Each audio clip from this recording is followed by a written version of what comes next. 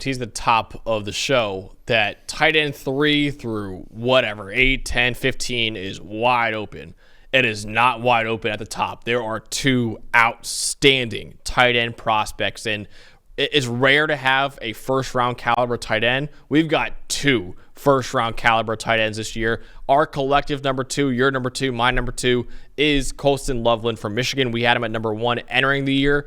Jaw-dropping route running chops that Colston Loveland has. He moves like a wide receiver at 6'5", 245 pounds, 93rd percentile separation rate over the last 2 years. Fantastic production over the last 2 years as well. Even with a subpar quarterback situation at Michigan this past year, he has, over the last 2 years, 2.51 yards per route run, only second to Brock Bowers among Power 4 tight ends. He's been targeted on 29% of his routes over the last 2 years. Only Harold Fannin Jr. had a higher rate in the country, 1,200 receiving yards over the last 2 years, and almost a 99th percentile GAS score for PFF as well. Again, an elite athlete. Now, he's limited physicality at 245. He's only caught 40% of his contested targets in his career, even though there are some flashes of really good tape in contested situations, but he's not as strong going off of the ball as you'd like. And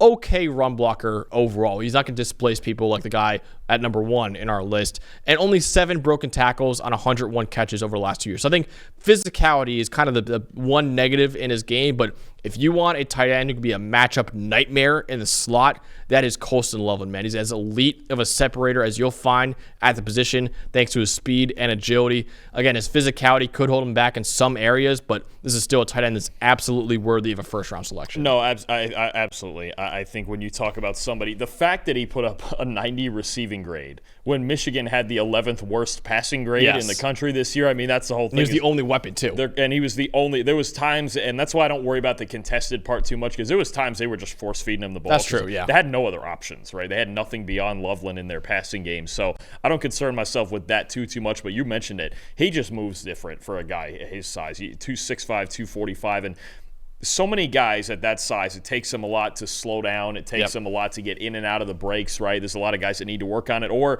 it's very rounded off, right? I think about Mason Taylor or Rondé Gadsden. Some of the routes can be kind of rounded off. The ability of Colston Loveland at his size to cut off of 1 foot and cut on an absolute dime. It's like a slot receiver. It's different. Yeah. Oh, he moves different than just any other tight end, right? I loosely comp him. I sit here and go, okay, this is like a TJ Hawkinson kind of factor here with him, where he can do a lot of different things for you. But that ability, I mean, there are legitimate whip routes that we're used to seeing guys who are 5'10", 185 run. Like Cooper Kupp, yeah. Like those type, or Edelman, and Colston Loveland can run those. The way, the fluidity, the way he can cut off of either of his feet one at a time, the way his hips turn, it's ridiculous to see a guy like that move the way he does at his size from any alignment. A dangerous player in line, obviously, in the slot, out wide. You know, we've seen a bunch of times this year where Michigan just lines him up out at the X and says, hey, go beat a corner one-on-one because we know you're going to do it anyway.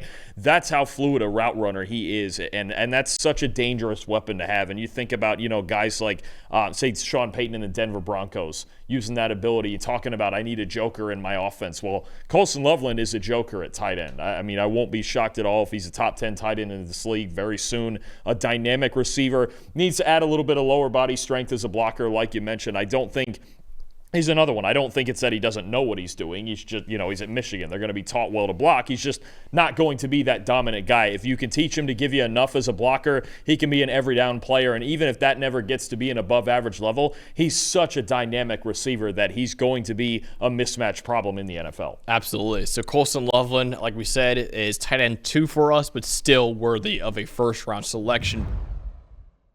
Hey, thanks for watching another episode of the PFF College Football Show. Please make sure you guys subscribe to the channel. Also, subscribe to PFF Plus at subscribe.pff.com for all of the same data and grades that we use in our show, plus fantasy tools, betting tools, and our mock draft simulator.